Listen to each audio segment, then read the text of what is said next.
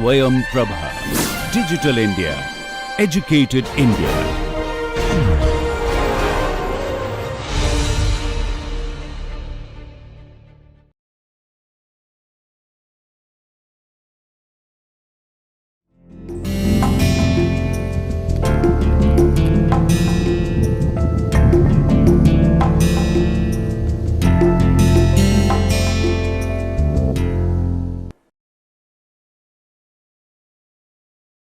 नमस्कार प्रिय छात्रों, मैं आपके सामने एक बार फिर आज उपस्थित हूँ अपने इस कोर्स टाइटल अप्लाइड साइकोलॉजी के साथ व्यवहारिक मनोविज्ञान, और इसका आज ये 21वां सत्र है, लेक्चर नंबर 21, जिसका टाइटल है पर्सपेक्टिव्स इन एजुकेशनल साइकोलॉजी, यानी शिक्षा मनोविज्ञान में जो परिप्रेक्ष्य हैं उनकी आज हम अपने इस सत्र में चर्चा करेंगे। तो जैसा हमने अपने पिछले सत्र में चर्चा की थी कि किस प्रकार से जो एजुकेशनल साइकोलॉजी है, शिक्षा मनोविज्ञान है, उसमें उसकी शुरुआत कैसे हुई, उसके प्रमुख फैक्टर्स क्या हैं जिनका उसमें हम एक स्टूडेंट की परफॉर्मेंस पे जिन चीज़ों का प्रभाव पड़ता है, जिन फैक्टर्स का प्रभाव पड़ता है, उन सभी की हमने अपने पिछले सत्र में चर्चा की। तो आज हम अपने इस सत्र में कुछ मुख्य परिप्रेक्ष्य जो शिक्षा मनोविज्ञान के क्षेत्र में जिनका इस्तेमाल होता है, जो उपयोग में आते हैं, उनकी हम बात करेंगे आज। तो अपने इस सत्र की आज शुरुआत करते हुए जो पहला पर्सपेक्टिव है जो शिक्षा मनोविज्ञान के क्षेत्र में, जो कि एक बहुत ही महत्वपूर्ण परिप्रेक्ष्य भी है मनोविज्ञान के क्षेत्र में भी, उसकी हम आज चर्चा करेंगे। और ये परिप्रेक्ष्य है बिहेवियरिज्म, यानी व्यवहारवाद। और जैसा कि व्यवहारवाद के परिप्रेक्ष्य में जो फोकस होता है that is purely on the overt behaviour, यानी कि जिसको हम ऑब्जर्व कर सकते हैं, जिसको हम प्रत्यक्ष रूप से देख सकते हैं, मेजर कर सकते हैं, उसी की जो अध्ययन की बात होती है व्यवहारवाद में होती है। Then behaviourism is an approach which focuses entirely on observable events and the behaviours associated with them without referring to the mind and emotions। इसका अर्थ यह है कि व्यवहारवाद में जो फोकस है that is totally on the observable behaviours. इसी के साथ हम बात करेंगे कि किस प्रकार से व्यवहारवाद की शुरुआत होती है और मनोविज्ञान के परिप्रेक्ष्य में भी, और एजुकेशनल साइकोलॉजी में किस प्रकार से इसका उपयोग होता है, इस परिप्रेक्ष्य का इस्तेमाल करके हम किस तरह से एजुकेशन के क्षेत्र में इसका उपयोग करते हैं। तो सर्वप्रथम व्यवहारवाद के जो शुरुआत हुई उसमें जॉन बी वाटसन नाम की जो मनोवैज्ञानिक थे, उन्होंने बहुत ही महत्वपूर्ण योगदान दिया और उन्होंने अपने शुरुआती जो उनके कार्य थे उसमें इन्होंने बहुत जोर दिया इस बात पर कि जो भी ह्यूमन बिहेवियर्स हैं उनको हम एसआर पैराडाइम, यानी स्टिमुलस और रिस्पॉन्स के पैराडाइम पे हम उसको देख सकते हैं या उससे समझ सकते हैं। और वाटसन के अनुसार जितने भी हमारे एक्शंस हैं या बिहेवियर्स हैं, जो भी हम करते हैं, उन सभी को हम एसआर यानी कि स्टिमुलस रिस्पॉन्स के रिफ्लेक्सेस के टर्म में उनको समझ सकते हैं या उनको अध्ययन कर सकते हैं। हालांकि आगे चल कर के इसकी बहुत ज़्यादा आलोचना भी हुई और जैसे जैसे अलग पर्सपेक्टिव्स भी आए इन द फील्ड ऑफ साइकोलॉजी, जिसमें प्रमुख रूप से कॉग्निटिव पर्सपेक्टिव भी रहा, तो इस नोशन को बहुत चैलेंज मिला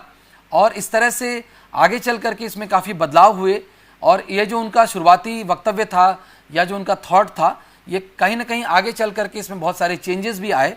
हालांकि इनिशियल डेज में, शुरुआती दिनों में, जॉन बी वाटसन का ये कहना अपने आप में उस समय के हिसाब से एक बहुत ही बड़ी, हम कह सकते हैं कि मनोविज्ञान के क्षेत्र में उस समय ये एक बहुत बड़ा योगदान के रूप में देखा गया। देन थॉर्नडाइक ने भी अपने शोध में, जिस शोध में उन्होंने एक बिल्ली को, यानी कि एक कैट को उन्होंने रखा था एक पिंजरे में और एक बॉक्स इस प्रकार का उन्होंने बनाया था जिसमें उन्होंने बिल्ली को कुछ टारगेट्स दिए थे कि यानी जब तक वो उस पर्टिकुलर बटन को प्रेस न कर दे उसको भोजन नहीं मिलता था। तो इस प्रकार का जो उन्होंने एक अरेंजमेंट बनाई थी अपनी एक्सपेरिमेंटल, उसमें उन्होंने उस पूरे एक्सपेरिमेंट के दौरान ये देखा कि किस प्रकार से शुरुआत में वो जो कैट है वो इधर उधर की एक्टिविटीज़ करती रहती है, यानी कि वो ज़्यादा प्रयास नहीं करती, या यूँ कह लीजिए कि वो उस जो पर्टिकुलर रिस्पॉन्स है वो उसको नहीं कर पाती है। पर जैसे जैसे उसको वो एक्सीडेंटली सीखती है करना, एंड देन जैसे जैसे वो उस चीज़ को करने लगती है तो उसके इस रिस्पॉन्स को करने की जो उसकी जो तीव्रता है, या जो उसका हम कह सकते हैं कि जो फ्रीक्वेंसी है वो बढ़ जाती है विद द टाइम। तो कहीं ना कहीं थॉर्नडाइक ने अपने इस एक्सपेरिमेंट के थ्रू जो लॉ ऑफ इफेक्ट की बात की, यानी the strength of a response is a function of its past consequences, यानी कि जो पूर्व में हमें कॉन्सिक्वेंस मिले हैं, जो रिजल्ट हमें मिले हैं, उसके आधार पर हमारा जो बिहेवियर होगा, जो भी रिस्पॉन्स होगा, उसकी स्ट्रेंथ बढ़ेगी या घटेगी। यानी कि अगर हमारे जो कॉन्सिक्वेंसेज हैं वो हमारे फेवर में होंगे, वो हमें पसंद होंगे, तो हमारे उस बिहेवियर को करने की जो हमारी उस बिहेवियर की स्ट्रेंथ होगी वो बढ़ेगा। और अगर वो हमारे कॉन्सिक्वेंसेज डिज़ायरेबल नहीं होंगे, देन उस बिहेवियर को रिपीट करने की इन फ्यूचर जो उसकी स्ट्रेंथ होगी वो वीक होगी या कम हो जाएगी। देन आफ्टर थॉर्नडाइक जो बहुत बड़ा काम in the area of behaviourism किया गया, that was by Ivan Pavlov. और इवान पावलोव ने जो कार्य किया था इन द फील्ड ऑफ साइकोलॉजी, हालांकि इवान पावलोव बेसिकली वो एक मेडिकल क्षेत्र के वो एक वैज्ञानिक थे, हालांकि बाद में उन्होंने अपना पूरा फोकस जो था वो साइकोलॉजी में शिफ्ट कर लिया। लेकिन उनका जो शुरुआती शोध था उसमें उन्होंने एक इस तरह का सिस्टम, एक एपैरेटस ऐसा बनाया जहां पर एक डॉग को जब भोजन उसके सामने प्रेजेंट किया जाता था तो वो सलाइवा सेक्रीशन शुरू हो जाता था। यानी कि शुरुआत में पावलोव ने जब इस चीज़ को ऑब्जर्व किया तो उनको बड़ा ही कौतूहल हुआ कि किस प्रकार से बिना भोजन के भी, यानी कि शुरुआत में तो भोजन को देखने पर उसका सलाइवा सेक्रीशन, यानी at the sight of food saliva secretion हो रहा था, but after some time Pavlov ने यह ऑब्जर्व किया कि किस प्रकार से फूड का जो बाउल है केवल उसको देखने मात्र से भी सलाइवा सेक्रीशन हो रहा है। एंड आफ्टर सम टाइम उन्होंने देखा कि न सिर्फ फूड, न सिर्फ बाउल, बल्कि the person who carries the bowl या हु ब्रिंग्स द बाउल, उसको देखकर भी सेम रिस्पॉन्स जनरेट हो जा रहा है। और इसने पावलोव के अंदर एक प्रकार का कौतूहल जनरेट किया और उसके बाद उन्होंने एक एक्सपेरिमेंटल सेटअप बनाया जिसमें उन्होंने इसका अध्ययन करने का प्रयास किया। और उनका जो फाइंडिंग मिली इस शोध से, इस अध्ययन से, वो आज के समय में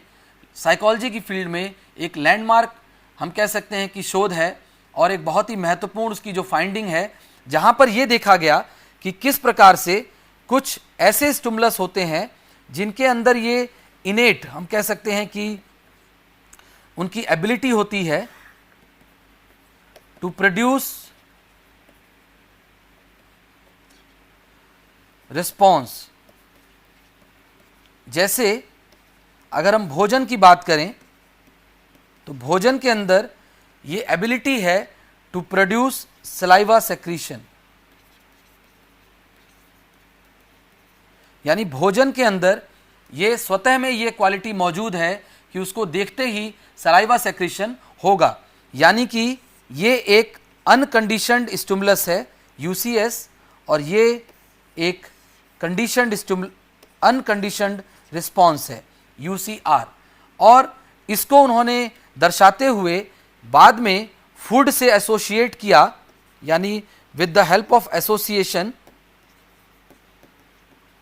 उन्होंने एक कंडीशनड स्टिमुलस, जो कि उनके एक्सपेरिमेंट में एक बेल को उन्होंने यूज़ किया था, उसको उन्होंने कंडीशन किया विद फूड। उन्होंने इस प्रकार से उसको प्रेजेंट किया बेल को और फूड को कि जो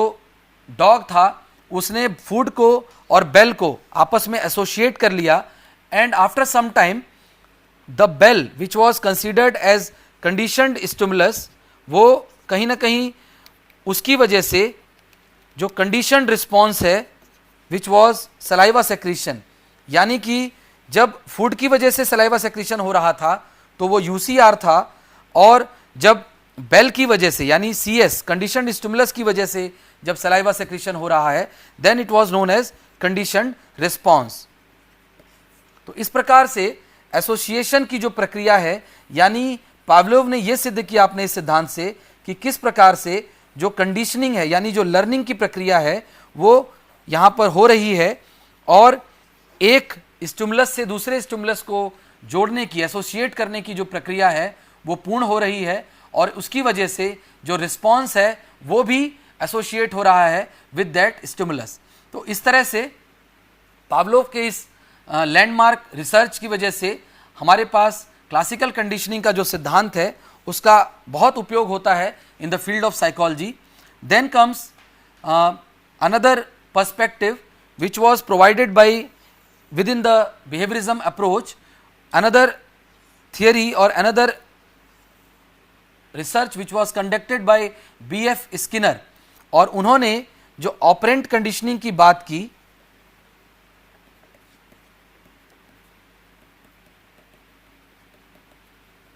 इसमें प्रमुख रूप से उन्होंने रीइंफोर्समेंट की बात की, और अकॉर्डिंग टू स्किनर हमारे पास जो भी हमारे बिहेवियर के रिस्पॉन्स में जो भी हमारे पास रिजल्ट आता है, यानी कि जो भी हमें उसके कॉन्सिक्वेंस मिलते हैं, कहीं ना कहीं उन कॉन्सिक्वेंसेस को हम रीइंफोर्समेंट के तौर पे देखते हैं। अगर वो कॉन्सिक्वेंसेस हमारे लिए पॉजिटिव हैं, डिज़ायरेबल हैं, देन हमारा जो बिहेवियर होगा उसकी स्ट्रेंथ बढ़ेगी यानी रीइंफोर्स होगा, और अगर हमारा जो बिहेवियर है उसका जो रिस्पॉन्स जनरेट हुआ है उससे वो कहीं ना कहीं अगर हमारे लिए नेगेटिव है या हम उसको पसंद नहीं कर रहे हैं, डिसलाइक कर रहे हैं, देन जो हमारा बिहेवियर होगा वो वीक होगा। यानी कि हमारी जो बिहेवियर है वो उसके कॉन्सिक्वेंसेस के आधार पर आइदर स्ट्रेंथन होगा या वीक होगा, यानी कि फ्यूचर में हम उसको दोहराएंगे या उसको नहीं रिपीट करेंगे, ये डिपेंड करेगा उसके कॉन्सिक्वेंसेस पे। तो इस प्रकार से स्किनर ने जो अपनी इस शोध के दौरान जो उन्होंने फाइंडिंग्स दी वो बहुत ही ज़्यादा महत्वपूर्ण हो जाती हैं कि किस प्रकार से हम किसी भी अगर एजुकेशनल सेटिंग में भी इसका उपयोग करें तो कैसे एक विद्यार्थी को हम रिवॉर्ड्स दे के और या फिर रिवॉर्ड्स दे करके या फिर पनिशमेंट के माध्यम से, इस प्रकार की दोनों ही जो हम उसको यूज़ कर सकते हैं रीइंफोर्समेंट टेक्निक्स, उससे हम एक विद्यार्थी के अंदर डिज़ायरेबल जो हम कह सकते हैं क्वालिटीज़ हैं या डिज़ायरेबल जो बिहेवियर्स हैं उनको हम बढ़ावा दे सकते हैं या उनको हम जनरेट कर सकते हैं, और साथ ही साथ जो उसके अंदर अनडिज़ायरेबल एक्टिविटीज़ हैं या जो अनडिज़ायरेबल बिहेवियर्स हैं in terms of whether it is classroom activity या वो उसका काम पूरा न करने की एक्टिविटी हो या कोई भी इस तरह की जो उसकी एक्टिविटी है, तो इस प्रकार की जो बिहेवियर्स हैं उनको हम वीक कर सकते हैं या विद द टाइम उसको हम कम करने का प्रयास कर सकते हैं। तो क्लासिकल कंडीशनिंग और ऑपरेंट कंडीशनिंग दोनों का ही बहुत बड़ा इस्तेमाल होता है या बहुत ज़्यादा उपयोग होता है in the field of educational psychology. तो ये दोनों ही पर्सपेक्टिव बहुत ही महत्वपूर्ण होते हैं एजुकेशनल साइकोलॉजी में। Then comes applied behaviour analysis, यानी कि जब हम बिहेवियरिज्म यानी व्यवहारवाद के सिद्धांतों का और मुख्य रूप से ऑपरेंट कंडीशनिंग का जब हम उपयोग करते हैं to the assessment of treatment of those exhibiting behavioural difficulties, यानी उन विद्यार्थियों के ऊपर या उन स्टूडेंट्स के ऊपर जो कि किसी न किसी प्रकार की बिहेवियरल डिफ़िकल्टी जिनके अंदर देखने को मिलती है, स्पेशली हम कह सकते हैं ADHD या फिर ऑटिज़म में भी इसका इस्तेमाल होता है। तो इस प्रकार की जो बिहेवियरल डिफ़िकल्टीज़ हैं वहाँ पर अप्लाइड बिहेवियर एनालिसिस का इस्तेमाल करके हम इन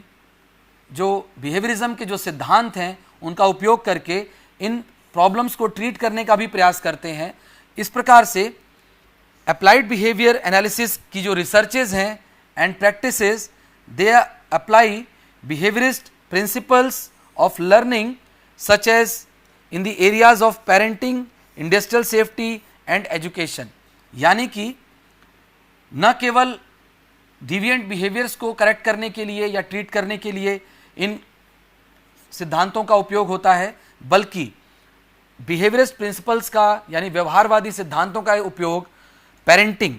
यानी किस प्रकार से पेरेंट्स अपने बच्चों को उनके अंदर डिज़ायरेबल बिहेवियर्स को जनरेट कर सकते हैं या प्रमोट कर सकते हैं, या उनके अंदर अनडिज़ायरेबल बिहेवियर्स को, उनकी डिविएंट बिहेवियर्स को वो किस तरह से कम कर सकते हैं या उसको उनके बिहेवियर से वो रिमूव कर सकते हैं। इस प्रकार की जो उनकी ओवरऑल, उसमें हम कह सकते हैं on a daily basis even parents इसको यूज़ करते हैं इन टेक्निक्स को, और टीचर्स इसको यूज़ करते हैं एजुकेशनल सेटिंग्स में, और इंडस्ट्रियल सेटिंग्स में भी इसका यूज़ होता है विद एम्प्लॉयज़, उनकी परफॉर्मेंस को बढ़ाने के लिए और वहाँ पर डिज़ायरेबल अनडिज़ायरेबल बिहेवियर्स को बढ़ाने और घटाने के लिए। तो इस प्रकार की जो ओवरऑल जो प्रैक्टिसेस हैं, जो एप्लीकेशंस हैं, वो बिहेवियरिस्ट प्रिंसिपल्स की जाती हैं। Then comes usage of ABA यानी applied behaviour analysis in education has been largely restricted to promoting learning of productive behaviors among children with autism and to counteracting disruptive classroom behavior। यानी कि यहाँ पर एक और बात हमें ध्यान देने योग्य है, और वो ये है कि शिक्षा के क्षेत्र में ज़्यादातर इसका इस्तेमाल, इस तरह की जो तकनीक है या जो सिद्धांत हैं व्यवहारवादी सिद्धांत, उनका ज़्यादातर इस्तेमाल उन बच्चों के साथ किया जाता है जिनके अंदर ऑटिज़म या ADHD का बिहेवियर देखा जाता है, और उसको ट्रीट करने के लिए इसका उपयोग किया जाता है। और साथ ही साथ उनका जो डिविएंट बिहेवियर है विद इन द क्लासरूम, जो डिसरप्टिव एक्टिविटीज़ बच्चे करते हैं, उनको कम करने के लिए या उनको इरेडिकेट करने के लिए उनका इस्तेमाल किया जाता है। परंतु इसके अलावा बहुत ज़्यादा उपयोग अन्य जो शिक्षा मनोविज्ञान के क्षेत्र हैं उसमें व्यवहारवादी सिद्धांतों का नहीं होता है, और ये कहीं ना कहीं एक लिमिटेशन के तौर पे हम इसको देख सकते हैं कि व्यवहारवाद का जो सिद्धांत है उसके लिमिटेशन के तौर पे ये शिक्षा मनोविज्ञान में जो उसका उपयोग होता है, एक इसका लिमिटेशन हम इसको समझ सकते हैं। Then comes another approach which is also a form of learning, और हम बात करते हैं ऑब्जर्वेशनल लर्निंग की, जो कि which was proposed by Bandura, Albert Bandura ने इसको प्रपोज किया था। और यहाँ पर उन्होंने जो फोकस किया था that was based on social learning, और इन्होंने ये कहा दैट चिल्ड्रन जो होते हैं या बच्चे जो होते हैं वो सभी इमिटेशन के माध्यम से यानी नकल करके, दूसरों को ऑब्जर्व करके वो सीखते हैं। तो ये एक बहुत ही इम्पॉर्टेंट पर्सपेक्टिव बंडूरा ने ऐड किया इन द फील्ड ऑफ साइकोलॉजी, और इसका उपयोग एजुकेशनल साइकोलॉजी के क्षेत्र में भी बहुत अधिक होता है। Then also there is a concept of imprinting, और इम्प्रिंटिंग एक ऐसे प्रोसेस को कहा जाता है which is a instinctive process of learning the features of other members of the same species that occurs shortly after hatching or birth. यानी कि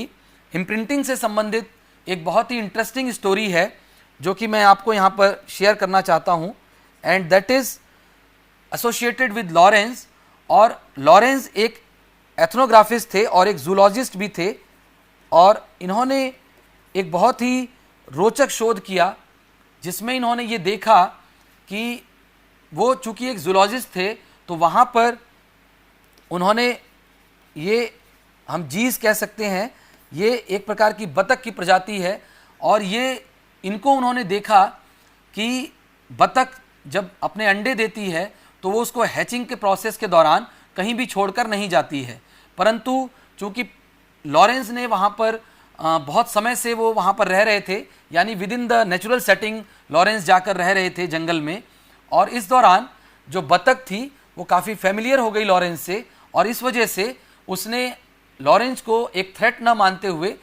बल्कि एक फेवरेबल पर्सन के तौर पर उसको रिकॉग्नाइज किया, और इस वजह से वो बीच बीच में अपने अंडों को छोड़ करके चली जाती थी। तो इस वजह से एक ऐसा दौर आया जब अंडों में से बच्चे निकलने लगे, यानी जो हैचिंग का प्रोसेस था दैट टुक प्लेस, और उसकी वजह से जब वो बच्चे बाहर आते हैं उस बतख के, तो वो सर्वप्रथम सबसे पहला जो मूविंग ऑब्जेक्ट वो देखते हैं, वो वहां पर लॉरेंस को देखते हैं, जो कि एक व्यक्ति है, और उसको देखने के साथ साथ वो उससे अटैच हो जाते हैं। यानी कि इस पूरी प्रक्रिया में लॉरेंस ये अनुभव करते हैं कि वो बच्चे जहां जहां लॉरेंस जाते थे, उसके बाद वो बतख के बच्चे भी उनको फॉलो करते थे। और इस फॉलो करने की प्रक्रिया में लॉरेंस ने ये देखा कि वो जो भी करते थे वो बच्चे भी वही काम करते थे। यानी कि कहीं ना कहीं वो लॉरेंस को देख करके सीख रहे थे। अब लॉरेंस को यहाँ पर बहुत कौतूहल हुआ कि ऐसा क्यों हो रहा है, तो इसके बाद में उन्होंने इस शोध को और भी कई स्तर पर किया, लैब सेटिंग में भी किया, परंतु फाइनली उन्होंने ये पाया कि दैट ड्यू टू इम्प्रिंटिंग, उस पर्टिकुलर स्पीशीज में इम्प्रिंटिंग का ये बिहेवियर देखने को मिलता है, जिसमें एक फेस सेंसिटिव मैनर में, यानी कि एक पर्टिकुलर समय में यदि प्रॉपर स्टिमुलस अप्लाई किया जाए तो एक बहुत ही रैपिड लर्निंग होती है।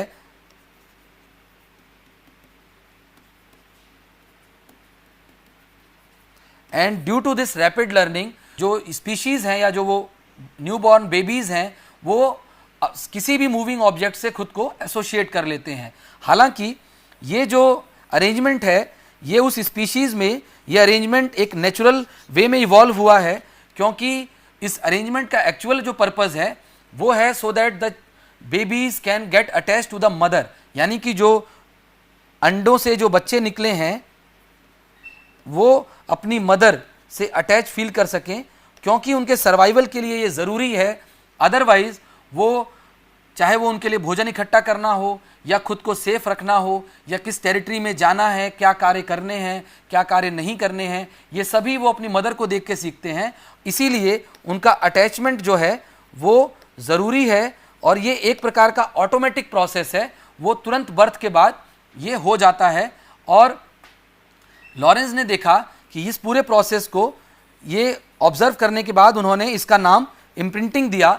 हालांकि ह्यूमन बेबीज़ में इम्प्रिंटिंग जैसी प्रक्रिया देखने को नहीं मिलती है, परंतु फिर भी कुछ ऐसी एक्टिविटीज़ हैं जो हम कह सकते हैं कि जहां पर सेंसिटिव पीरियड का कॉन्सेप्ट देखने को मिलता है या क्रिटिकल पीरियड का कॉन्सेप्ट देखने को मिलता है। और यूजुअली सेंसिटिव पीरियड हम उसे कहते हैं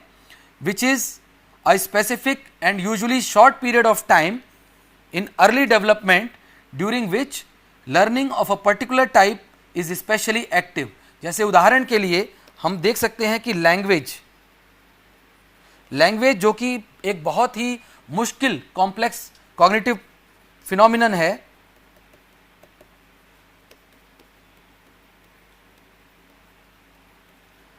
हम देखते हैं कि लैंग्वेज का जो डेवलपमेंट है वो एक बहुत ही कठिन कार्य है। उसके बावजूद इतनी छोटी उम्र में जो बेबीज़ हैं, जो बच्चे हैं, वो लैंग्वेज को अक्वायर करते हैं और उसकी मास्टरी को धीरे धीरे वो हासिल करते हैं। यानी कि ये जो ओवरऑल उनका जो लैंग्वेज को एक्वायर करने का जो ये पूरा प्रोसेस है, ये अगर उसकी कॉम्प्लेक्सिटी को हम देखें तो उसके अकॉर्डिंगली ये बहुत ही शॉर्ट टाइम में इसको बेबीज़ कर पाते हैं। तो ये कहीं ना कहीं एक फेस, हम कह सकते हैं सेंसिटिव पीरियड के तौर पर ये काम करता है, और कहीं ना कहीं हमारे अंदर ये एक्वायर्ड, हमारे अंदर ये एबिलिटी है, इनेट एबिलिटी है कि हम लैंग्वेज को एक्वायर कर सकते हैं। तो इस प्रकार से ये फाइंडिंग्स हमें ये दर्शाती हैं कि बहुत सारी हमारी ऐसी एबिलिटीज़ हैं जिसके लिए हम ऑलरेडी प्रिपेयर्ड हैं, और अगर प्रॉपर स्टिमुलस अप्लाई किया जाए ऑन टाइम, देन वो बिहेवियर हमारा बेहतर ढंग से वो मैनिफेस्ट होता है। इसके बाद वी टॉक अबाउट इमिटेशन, और इमिटेशन उस प्रक्रिया को हम कहते हैं where there is a direct copying of another organism behaviour. और इसी के साथ साथ we talk about social referencing, यानी कि इमिटेशन की ही प्रक्रिया से जो बच्चे हैं वो सोशल रेफरेंसिंग को अंजाम देते हैं। यानी कि कोई भी इन्फेंट जब उसका जो केयर गिवर है या जो भी उसको जो पेरेंट्स हैं उसके, जब वो उसके सामने कोई इमोशनल रिएक्शन देते हैं तो वो इन्फेंट भी कहीं ना कहीं उस इमोशनल रिस्पॉन्स को, सपोज ये एक स्माइल है, अगर केयर गिवर कोई स्माइल देता है या किसी तरह का कोई पर्टिकुलर इमोशनल रिएक्शन देता है, तो इवन द इन्फेंट वो भी उस इमोशनल रिस्पॉन्स को इमिटेट करने का प्रयास करता है, यानी कि वो कोशिश करता है उसको रेसिप्रोकेट करने की। और ये जो प्रक्रिया है, this is known as social referencing, यानी कि बच्चा यहाँ पर ये सीखता है कि किस तरह से उसके सामने जो व्यक्ति मौजूद है वो जो बिहेवियर कर रहा है या वो जो भी रिस्पॉन्स दे रहा है, वहाँ पर उस बच्चे को भी वही रिस्पॉन्स रिपीट करना चाहिए। इस प्रकार से there is another form of learning which is known as vicarious learning, और इसमें जो व्यक्ति है वो सीखता है बाय ऑब्जर्विंग द मॉडल्स, और ये मॉडल्स यूजुअली उसके अपने नोन लोग होते हैं या जिनसे वो हाईली इन्फ्लुएंस्ड होता है, और या फिर जिनको वो बहुत हाई रिगार्ड से देखता है। तो इस प्रकार से उनको ऑब्जर्व करके भी जो लर्निंग की प्रक्रिया है वो की जा सकती है या पूर्ण होती है। तो इस प्रकार से ये जो पूरा जो कॉन्सेप्ट है, जिसमें observational learning, the sensitive period and social referencing and also vicarious learning, इसके थ्रू हम ये देखते हैं कि किस तरह से ये सभी फॉर्म्स ऑफ जो लर्निंग है ये कहीं ना कहीं एजुकेशनल सेटिंग्स में इनका इस्तेमाल हो सकता है, इनका उपयोग होता है। और यहाँ पर बच्चे दूसरों को देख करके, अपने रोल मॉडल्स को देख करके, उनके बिहेवियर को इमिटेट करके ये इस प्रकार से वो भी बिहेव करना सीखते हैं, या उनकी जो लर्निंग की प्रक्रिया है वो होती है। Then we talk about cognitive perspective in learning. Cognitive perspective के अनुसार हमारे ब्रेन में जो इंफॉर्मेशन प्रोसेसिंग हो रही है, that is being carried out with the help of neurons. और हमारा ब्रेन इतना कॉम्प्लेक्स स्ट्रक्चर है जिसमें there are billions of neurons, और इतनी ज़्यादा संख्या में ये न्यूरॉन्स हैं, और उससे भी कहीं ज़्यादा संख्या में there are connections between the neurons.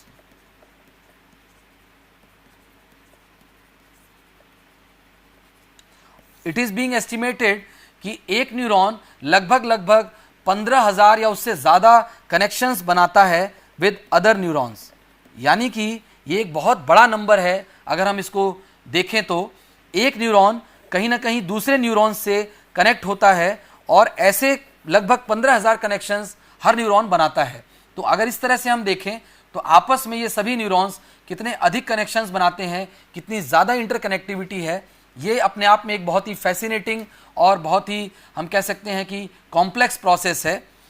साथ ही साथ जो जिसकी हम बात करते हैं न्यूरल नेटवर्क, जो मैंने अभी जैसा आपको बताया कि जो न्यूरॉन्स हैं वो आपस में नेटवर्किंग बनाते हैं, एक दूसरे से इंटरकनेक्टेड हैं, और इन्फॉर्मेशंस को का आदान प्रदान एक न्यूरॉन से दूसरे न्यूरॉन में होता है। और ये सभी जो प्रक्रिया है that is neuron to neuron information का जो ट्रांसफर है वो होता है, और also within the neuron. Within the neuron जो प्रक्रिया जिसके थ्रू इंफॉर्मेशन ट्रांसफर होती है उसको हम एक्शन पोटेंशियल या नर्व इंपल्स के नाम से जानते हैं।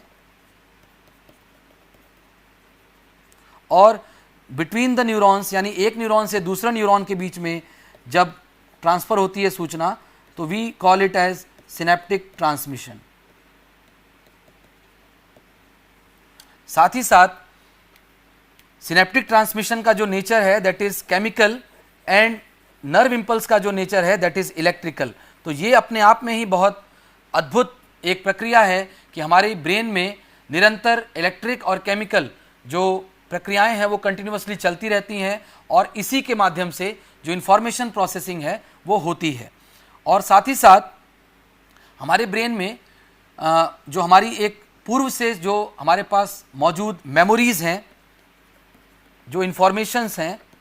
वो कहीं ना कहीं हमारी टॉप डाउन प्रोसेसिंग को प्रभावित करती हैं, यानी कि हमारी जो एबिलिटी है to process things in a pre manner, यानी कि हम कोई भी जब हमारे पास स्टिमुलस या कोई बाहर से जब सूचना आती है तो हम उसको पूर्व से ही किस प्रकार से उसको प्रोसेस करना है, we are ready for that. और इसका एक उदाहरण मैं आपको यहाँ पर दूंगा।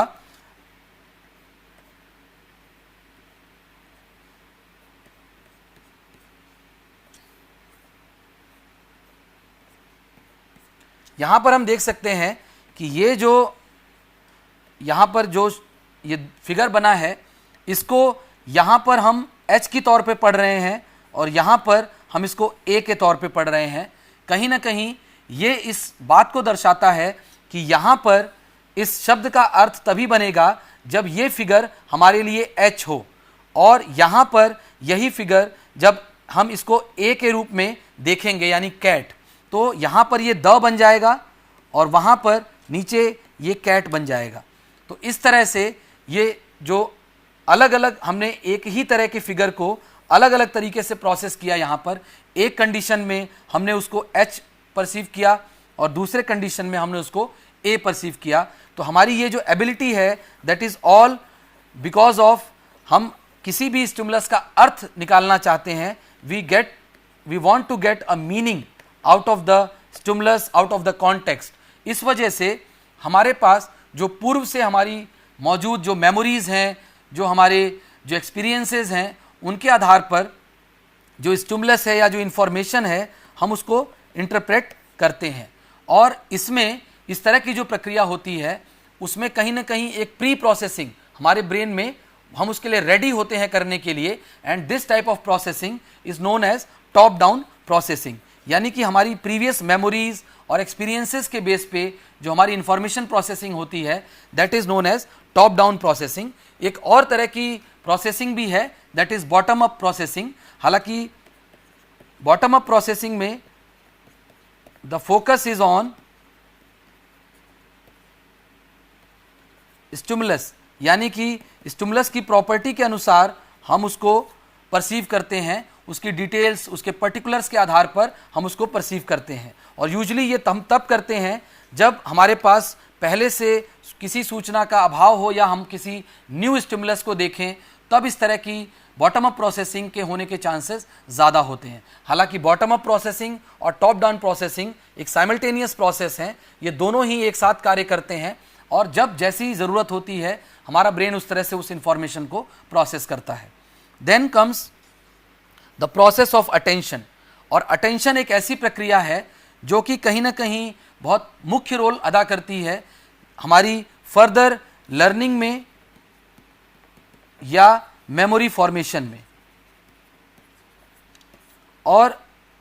चूंकि जब तक हम किसी इंफॉर्मेशन को प्रॉपरली अटेंड नहीं करेंगे तब तक स्टोरेज, एनकोडिंग एंड रिट्रीवल की जो प्रक्रिया है वो पूर्ण नहीं हो पाएगी, और इसीलिए जब तक मेमोरी फॉर्म नहीं होगी तब तक किसी भी प्रकार की कोई भी लर्निंग नहीं हो पाएगी। तो इस वजह से जो अटेंशन है या अटेंशन की जो प्रक्रिया है वो बहुत ही महत्वपूर्ण हो जाती है किसी भी तरह की कोई भी प्रोसेसिंग करने के लिए। आफ्टर दिस हम बात करेंगे एलटीएम एंड एसटीएम की, यानी लॉन्ग टर्म मेमोरी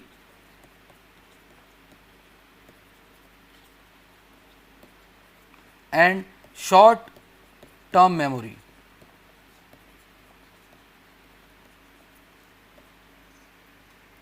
मनोविज्ञान में इस जो मेमोरी के ये दो लेवल्स बताए गए हैं, इसके अकॉर्डिंगली लॉन्ग टर्म मेमोरी में वो सूचनाएं रहती हैं जिनका इलेबोरेटिव रिहर्सल होता है,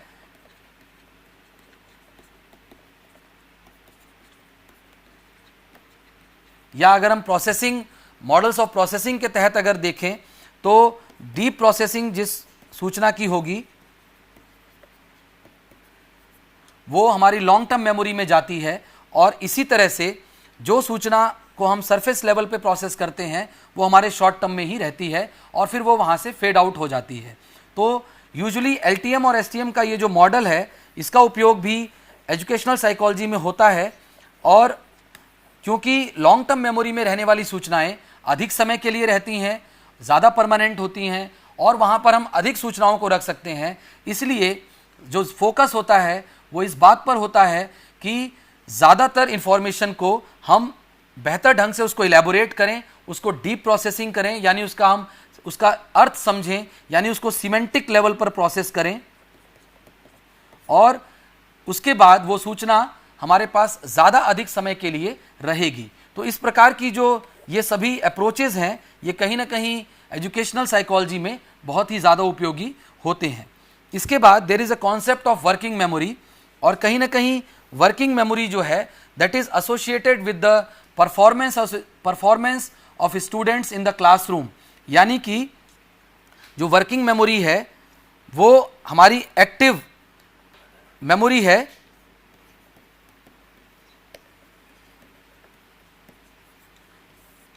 जिसमें कि हम अपनी लॉन्ग टर्म मेमोरी से जो इन्फॉर्मेशंस रिक्वायर्ड हैं वो उसको कंटिन्यूअसली वहाँ से हम एक्वायर करते हैं या वहाँ से हम उसको निकालते रहते हैं, और इस पर्टिकुलर स्पेस में हम एक्चुअली में हम कार्य करते हैं, यानी कि processing of information takes place in the working memory. और इसके फोनोलॉजिकल लूप और visual spatial sketch pad and episodic buffer, these are other components of the working memory along with central executive, जिससे हम सभी सूचनाओं को, इंफॉर्मेशंस को control करते हैं, किस तरह से उसे प्रोसेस करना है। अगर इसका एक उदाहरण हम यहाँ पर लें कि किस तरह से सेंट्रल एग्जीक्यूटिव और उसके साथ साथ phonological loop, visual spatial sketch pad किस तरह से एक टेंडम में कार्य करते हैं, तो अगर हम एक कठिन संख्या सपोज 78 मल्टीप्लाइड बाई 56 अगर हम थोड़ी देर के लिए रखें, तो इस प्रकार की अगर कैलकुलेशन हमारे सामने आती है और हमें इसके लिए किसी भी प्रकार का कोई पेन या पेपर नहीं मिलेगा, हमें ये अपने माइंड में इसको करना है अगर कैलकुलेशन को, then there is an approach जिसमें हम इसको ब्रेक डाउन कर सकते हैं इनटू सिंपलर फॉर्म्स, और इस तरह से हम इसको ब्रेक डाउन करके सिंपलर फॉर्म्स में इस कैलकुलेशन को हम कैरी आउट कर देंगे। और इस प्रकार का जो ब्रेक डाउन है इस तरह की प्रॉब्लम का, that is being carried out by central executive.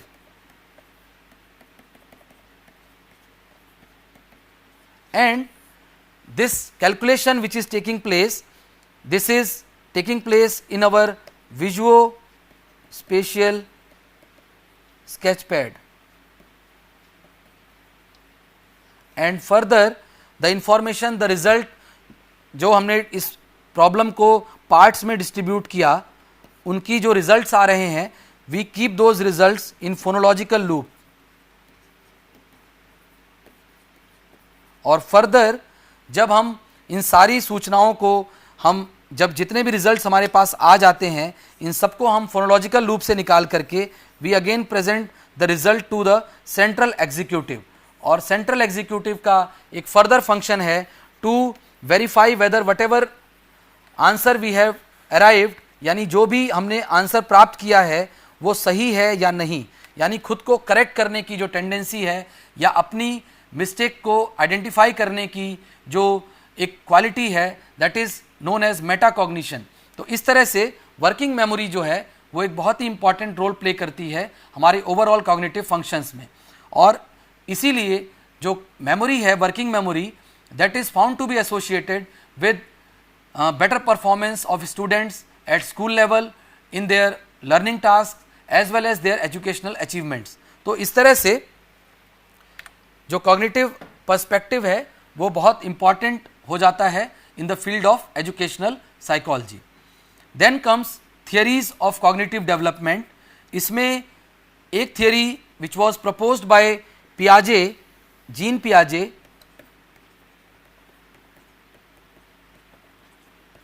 Who is a Swiss psychologist, और इन्होंने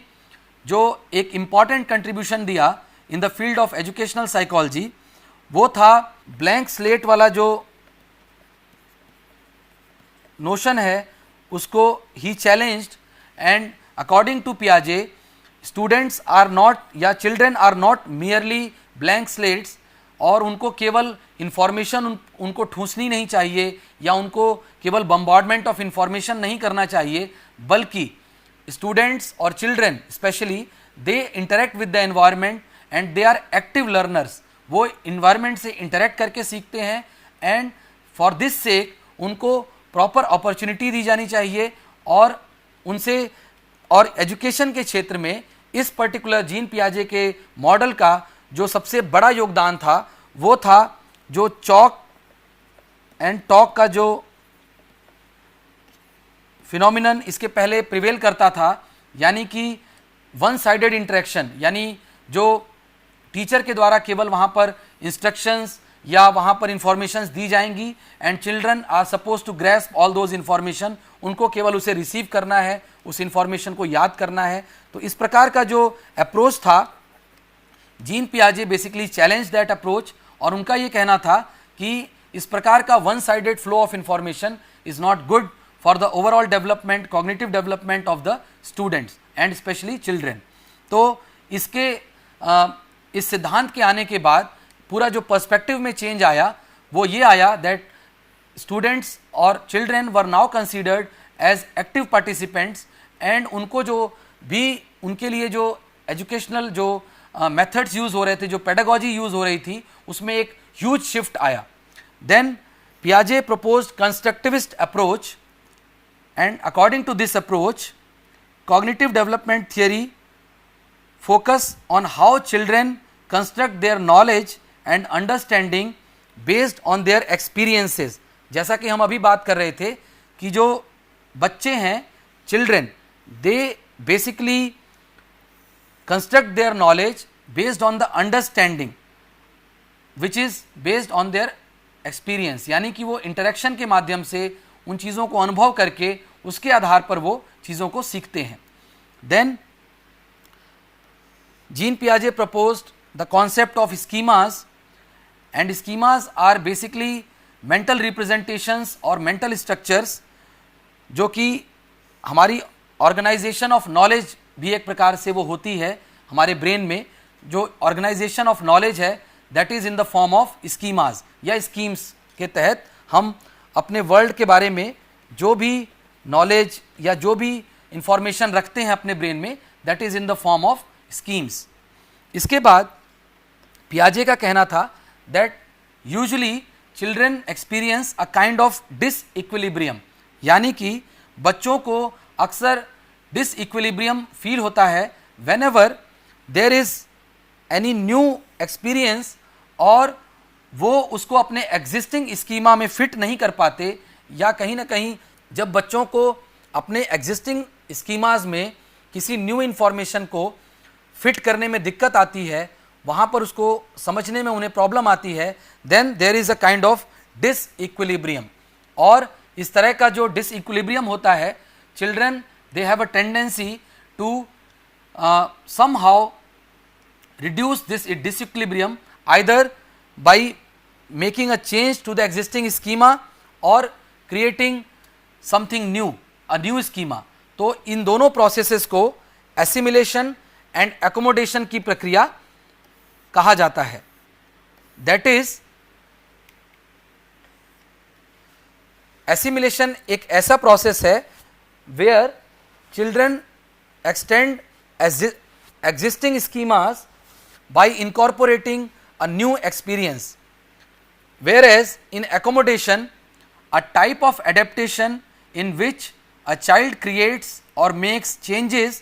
to existing schemas। अगर हम इसको उदाहरण के साथ समझने का प्रयास करें तो अगर कोई छोटा बच्चा, suppose there is a 1 year child, वो कार को देखता है तो वो ये देखेगा कि जो भी मूविंग ऑब्जेक्ट्स हैं इस तरह के, वो सभी कार हैं, और वो जब भी कोई अदर मूविंग ऑब्जेक्ट, सपोज वो कोई टेम्पो या बस भी देखेगा तो वो उसको कार का ही जो उसका स्कीमा है उसमें ही उसको फिट करेगा। यानी कि ये बच्चा किसी भी मूविंग व्हीकल को कार ही समझेगा, एंड बिकॉज ऑफ दैट ये जो इसका एग्जिस्टिंग स्कीमा है उसी में वो उसको एसिमिलेट कर रहा है। यानी कि वो बच्चा अपने एग्जिस्टिंग स्कीमा में नई इंफॉर्मेशंस को भी किसी तरह से उसमें एडजस्ट कर रहा है। But there will be a time that this child will learn कि ये जो कार है ये इसका शेप अलग है, ये अलग तरह की इसकी बॉडी है और इसका पर्पज़ अलग है, जबकि जो दूसरे व्हीकल्स हैं उनका पर्पज़ अलग है। Then the child will perform which is known as accommodation, यानी वो बच्चा अब यहाँ पर न्यू स्कीमा जनरेट करेगा, जिससे कि वो जो फर्दर नए कॉन्सेप्ट्स, जो नए उसको इंफॉर्मेशंस मिल रही हैं, वो उसको एकोमोडेट करेगा अपनी एग्जिस्टिंग नॉलेज में। तो इस तरह से जो बच्चे हैं दे ट्राई टू लर्न और they try to acquire knowledge, और इस तरह से उनकी जो कॉग्निटिव फंक्शनिंग है वो डेवलपमेंटल ईयर्स में वो होती है। Then there is the concept of developmental stages proposed by Jean पियाजे, और इसमें वो बात करते हैं सेंसरी मोटर स्टेज की, प्री ऑपरेशनल स्टेज की, concrete operations stage and then formal operations stage. Usually इन्होंने जो इसकी ड्यूरेशन दी है that is for the sensory motor stage duration is 0 to 2 years, यानी birth to 2 years। For pre operational it is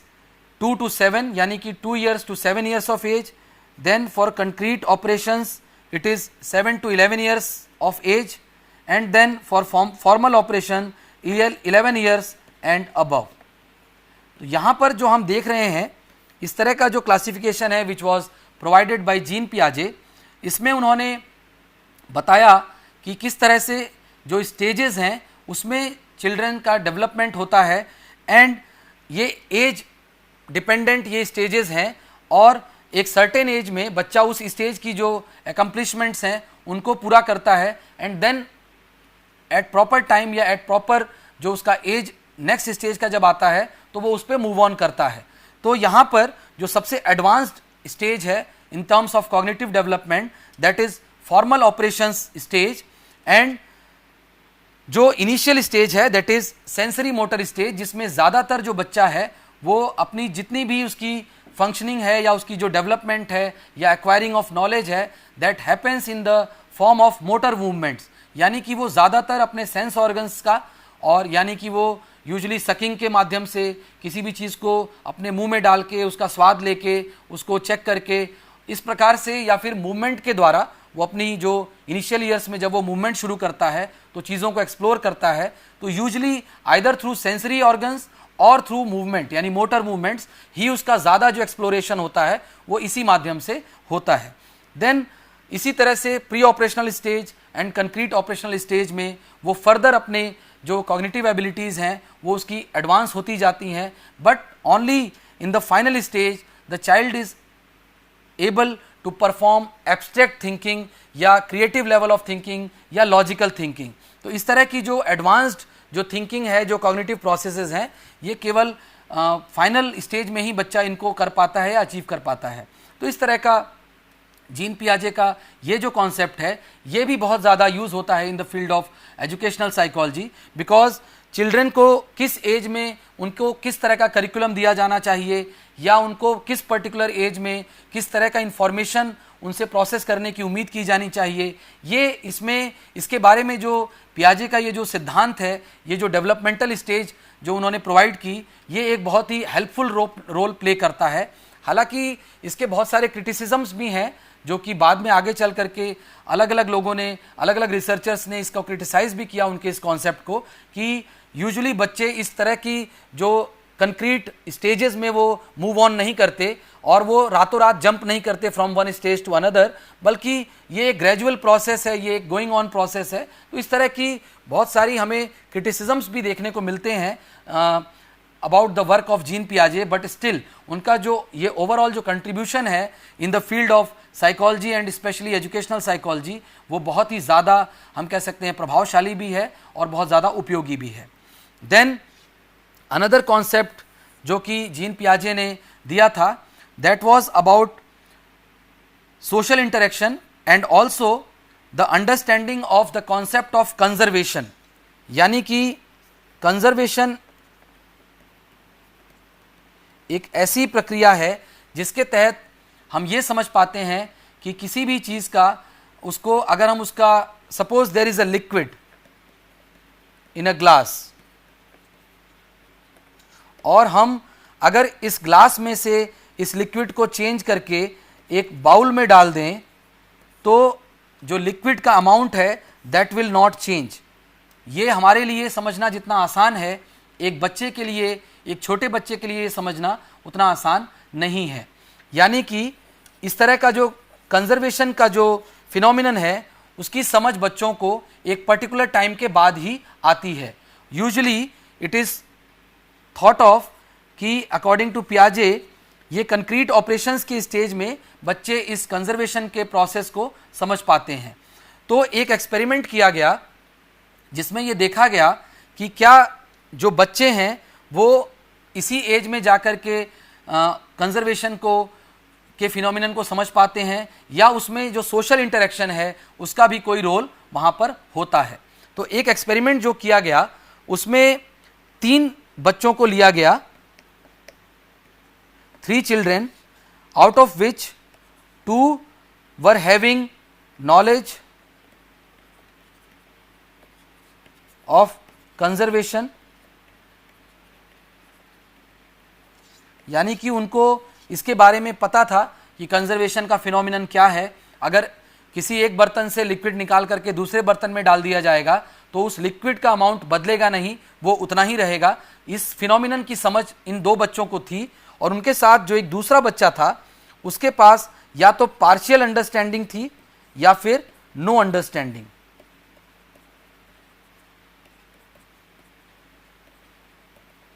इस phenomenon की उसके पास कोई समझ नहीं थी। तो यहाँ पर इन बच्चों को 3 जूस के ग्लास दिए गए और ये तीनों ही जूस के ग्लास से उनके सामने दूसरे बर्तन में इसको डाल दिया गया। दूसरे शेप्स उनकी थी बर्तनों की और इस बच्चे से कहा गया कि ये आपकी रिस्पॉन्सिबिलिटी है कि आप सभी को जूस डिस्ट्रीब्यूट कीजिए और आपको ये इंश्योर करना है कि ये बाकी जो 2 बच्चे हैं ये आपके डिस्ट्रीब्यूशन से सेटिस्फाइड होने चाहिए, यानी कि they should agree with the distribution process. तो इस तरह की जो प्रक्रिया है उसको करने के समय बच्चे आपस में इंटरेक्ट करते हैं, बातचीत करते हैं और इट वाज फाउंड कि जब बच्चे जिनको ये ऑप्शन दिया गया कि आप इंटरेक्ट कीजिए एक दूसरे से और उसके बाद आप डिस्ट्रीब्यूशन प्रोसेस कीजिए, तो आफ्टर 1 वीक, इस घटना के 1 हफ्ते के बाद जब उस बच्चे को अगेन, जिस बच्चे ने डिस्ट्रीब्यूशन का प्रोसेस किया था, जिसको पूर्व में कंजर्वेशन की नॉलेज नहीं थी, उसने आफ्टर 1 वीक उसके इस तरह के एक्सपेरिमेंट्स में 65% of those kind of children they reported कि उनको अब कंजर्वेशन के फिनोमिनन की समझ आ गई है। तो कहीं ना कहीं ये इस बात को दर्शाता है कि सोशल इंटरेक्शन और या फिर इसमें पर्टिकुलरली कोऑपरेशन, यानी कि when we interact with others and cooperate with others, तो हमारे अंदर एक प्रकार की जो समझ है या एक प्रकार से जो हमारी ओवरऑल कॉग्निटिव फंक्शनिंग है वो एनहांस होती है। तो कहीं ना कहीं जो सोशल इंटरेक्शन है that also plays an important role in the overall cognitive development of children. तो इस प्रकार से हम देखते हैं कि जीन पियाजे का ये जो सिद्धांत है इसमें एक और महत्वपूर्ण सिद्धांत है with in this, that is object permanence. और ये हमारी उस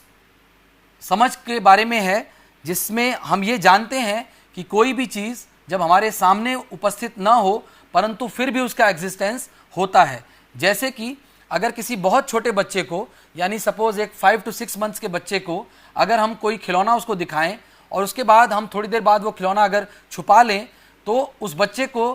का ध्यान उस खिलौने पर से हट जाता है, यानी कहीं ना कहीं वो बच्चा ये मान लेता है कि अब वो खिलौना एग्जिस्ट नहीं करता। परंतु यही चीज़ जब हम एक रिलेटिवली बड़े बच्चे को या सपोज 3 साल के बच्चे को जब ये चीज़ दिखाते हैं या ये चीज़ उसके साथ करते हैं तो उसको इस बात का एहसास होता है कि दैट जो भी ऑब्जेक्ट या जो भी टॉय उसके सामने से अभी हटाया गया है इट स्टिल एग्जिस्ट, यानी कि वो अभी भी वहाँ पर मौजूद है। तो इस प्रकार से उस बच्चे को कहीं ना कहीं ऑब्जेक्ट परमानेंस का जो कॉन्सेप्ट है वो उसके पास मौजूद है। तो ये जो ऑब्जेक्ट परमानेंस है ये usually at the later stage of sensory motor, यानी कि usually between 18 months to 2 years के बीच में जो ऑब्जेक्ट परमानेंस का जो हम कह सकते हैं अंडरस्टैंडिंग है वो चिल्ड्रन के अंदर आता है। इस प्रकार से बहुत सारी ऐसी फाइंडिंग्स जीन पियाजे ने अपने इस कॉग्निटिव डेवलपमेंट के अप्रोच में, इस थियरी में उन्होंने बताई, जो कि बहुत ही यूज़फुल होती हैं in terms of how to handle students and young children, और उनको एजुकेशन के फील्ड में किस तरह से उनकी जो कॉग्निटिव अंडरस्टैंडिंग है उसके अकॉर्डिंग उनको हम कह सकते हैं कि उनकी लर्निंग को पेस किया जाए, या उनको किस तरह से एक्सपोजर दिया जाए, या उनसे कितना एक्सपेक्टेशन रखा जाए। तो इस प्रकार का जो एक ओवरऑल हम कह सकते हैं कि जो अंडरस्टैंडिंग है in the field of educational psychology, ये कहीं ना कहीं with the help of Jean पियाजे का ये जो इम्पॉर्टेंट वर्क है, इससे हमको समझने में मदद मिलती है। इसके अलावा जीन पियाजे के अलावा एक और बहुत बड़े जो नाम हमें मिलते हैं इन द फील्ड ऑफ, हम कह सकते हैं कि इनका भी जो कंट्रीब्यूशन है, जो वर्क है, दैट इज़ ऑल्सो वेरी, हम कह सकते हैं, इन्फ्लुएंशियल फॉर एजुकेशनल साइकोलॉजी। और इसमें वाइगोत्स्की ने जो दो बहुत इंपॉर्टेंट कॉन्सेप्ट इनकी थियरी से निकल कर आते हैं, उसमें एक है zone of proximal development,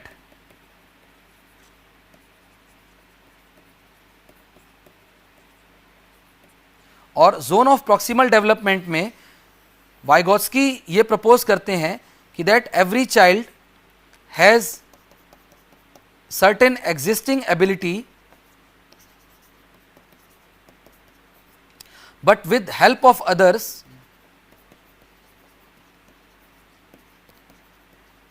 and these others are usually parents and teachers or caregivers, इनकी मदद से वो इस जोन ऑफ प्रॉक्सिमल डेवलपमेंट, जिसको हम यहाँ पर ZPD से डिनोट कर रहे हैं,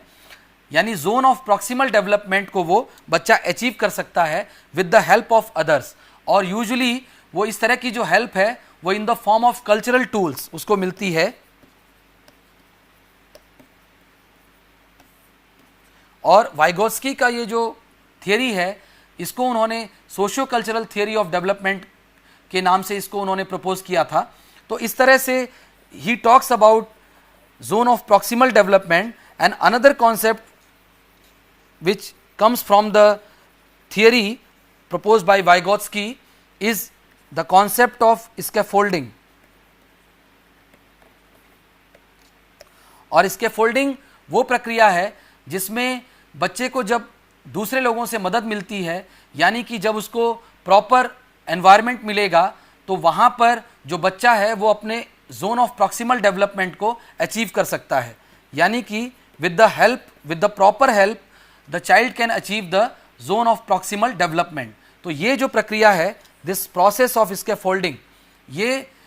बहुत ज़रूरी है इस प्रोसेस को किए जाने के लिए, that the child should be given proper, हम कह सकते हैं कि उसको हेल्प मिलनी ज़रूरी है। तो इस तरह से ये जो प्रोसेस है, इससे वो बच्चा अपने मैक्सिमम पोटेंशियल को अचीव कर सकता है उस पर्टिकुलर एज में। तो ये ओवरऑल जो डेवलपमेंटल जो थियरीज़ हैं, ये भी कहीं ना कहीं एजुकेशनल साइकोलॉजी के फील्ड में ये हेल्प करती हैं इस चीज़ को समझने में कि स्टूडेंट्स का जो डेवलपमेंट है वो किस तरह से होगा, और किन प्रोसेसेस को यूज़ करके उनकी ओवरऑल जो लर्निंग है, जो उनकी अचीवमेंट्स हैं, उनको एनहांस किया जा सकता है। तो हमने आज अपने इस सेशन में ये समझने का प्रयास किया कि एजुकेशनल साइकोलॉजी में जो वेरियस पर्सपेक्टिव्स हैं, चाहे वो बिहेवियरिज्म हो, चाहे वो कॉग्निटिव पर्सपेक्टिव हो, चाहे वो ऑब्जर्वेशनल लर्निंग का पर्सपेक्टिव हो, चाहे वो डेवलपमेंटल पर्सपेक्टिव हो एज प्रपोज्ड बाय जीन पियाजे एंड वाइगोत्स्की, तो ये जो अलग अलग पर्सपेक्टिव्स हैं, किस तरह से इनका हमने देखा कि एजुकेशनल साइकोलॉजी के फील्ड में ये इंपॉर्टेंट पर्सपेक्टिव्स के तौर पे ये मौजूद हैं, और ये ओवरऑल जो फंक्शनिंग है, जो लर्निंग ऑफ द स्टूडेंट्स है इन द एजुकेशनल सेटिंग, उसको कैसे एनहांस करते हैं, उसको कैसे समझने में मदद करते हैं, इसके बारे में हमने आज अपने इस सत्र में चर्चा की। तो आज के अपने इस सत्र को अब हम यहाँ पर समाप्त करते हैं, और इस सत्र को ध्यानपूर्वक सुनने के लिए आप सभी को बहुत बहुत धन्यवाद।